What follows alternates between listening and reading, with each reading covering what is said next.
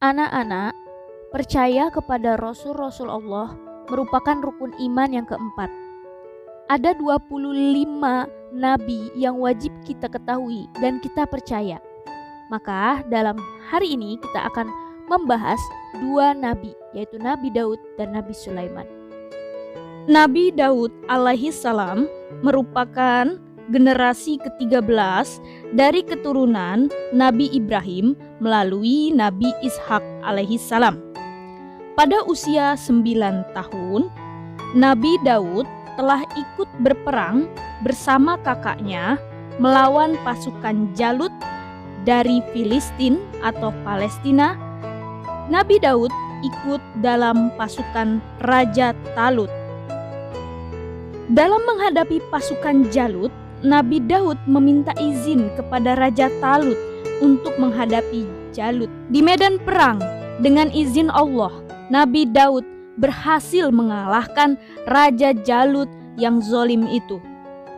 Atas kemenangan Nabi Daud ini, Raja Talut mengangkatnya sebagai penasehat sekaligus sebagai pemimpin militer kerajaan Talut.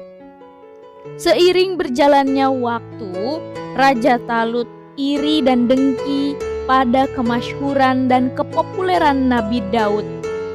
Maka Raja Talut berusaha menyingkirkan dan ingin membunuh Nabi Daud.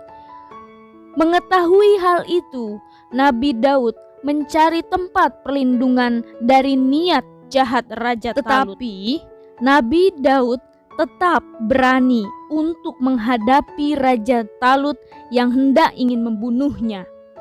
Alhasil, lewat 2 kejadian yang membuat Raja Talut takjub kepada Nabi Daud, Raja Talut pun bertaubat kepada Allah SWT. Anak-anak, Allah menurunkan kitab Zabur kepada Nabi Daud. Selain itu, ada mukjizat-mukjizat yang dikaruniai Allah kepada Nabi Daud, yaitu pertama, Nabi Daud dikaruniai oleh Allah suara yang sangat merdu. Jadi ketika Nabi Daud melantunkan ayat-ayat dalam kitab Zabur ini, orang yang sakit menjadi sembuh, burung-burung yang terbang mendekat, angin menjadi tenang, serta gunung dan burung bertasbih kepada Allah. Yang kedua, Nabi Daud dikaruniai Allah dapat melunakkan besi dengan tangannya tanpa bantuan api. Yang ketiga, Nabi Daud dikaruniai Allah ilmu pengetahuan dan kepandaian untuk menghakimi suatu perkara secara bijaksana.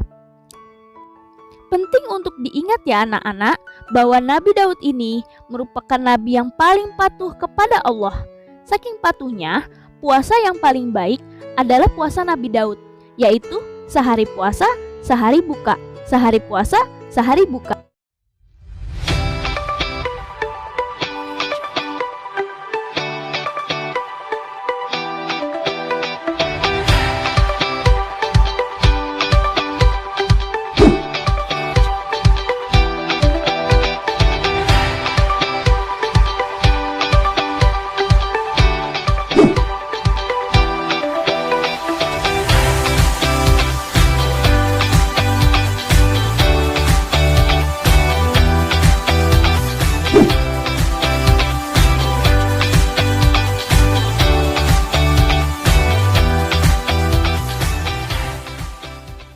Nabi Sulaiman.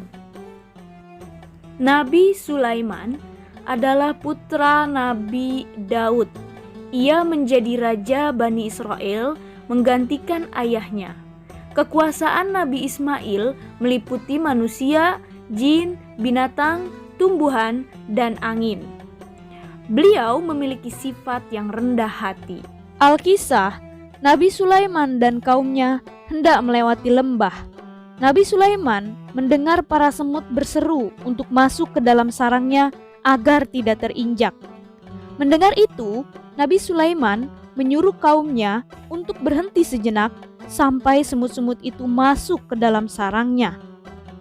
"Wahai semut-semut, masuklah kalian ke dalam sarang agar selamat dan tidak binasa terinjak oleh Nabi Sulaiman dan kaumnya." Begitulah kira-kira seekor semut berkata kepada semut lainnya. Pada pagi hari, seekor burung hut mengabari bahwa kerajaan Saba dipimpin oleh seorang ratu yang bernama Ratu Balkis. Ia menyembah matahari. Lalu Nabi Sulaiman mengirimkan pesan agar Ratu Balkis bertobat dan menyembah Allah. Namun yang terjadi, sang ratu justru malah menghadiahi Nabi Sulaiman. Hadiah itu kemudian ditolak oleh Nabi Sulaiman. Alhasil, Ratu Balkis semakin penasaran dengan Nabi Sulaiman dan ia hendak mengunjungi Nabi Sulaiman. Mendengar hal itu, Nabi Sulaiman menyuruh jin untuk memindahkan istana Ratu Balkis ke istana Nabi Sulaiman dalam sekejap. Ya, dalam sekejap. Untuk apa? Semua itu dilakukan untuk menunjukkan kepada Ratu Balkis akan kekuasaan Allah. Dan benar saja, ketika Ratu Balkis sampai di kerajaan Nabi Sulaiman, Ratu Balkis takjub dan akhirnya menyembah Allah Subhanahu wa taala.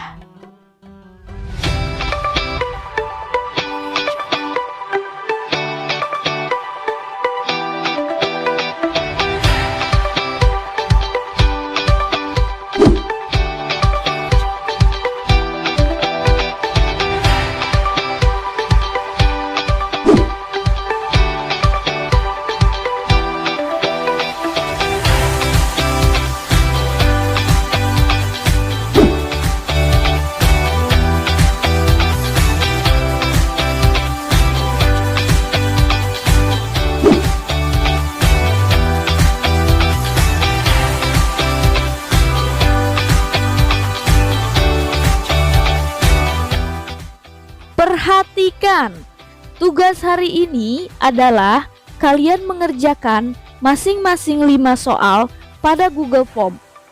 3 soal dari Google Form terlihat dan ditampilkan, dan 2 soal pada video ini. Maka, catatlah jawaban kalian saat melihat video ini untuk kalian jawab di Google Form. Jangan lupa untuk masukkan kode soal 3, 12, 13. Terima kasih. Inilah soalnya.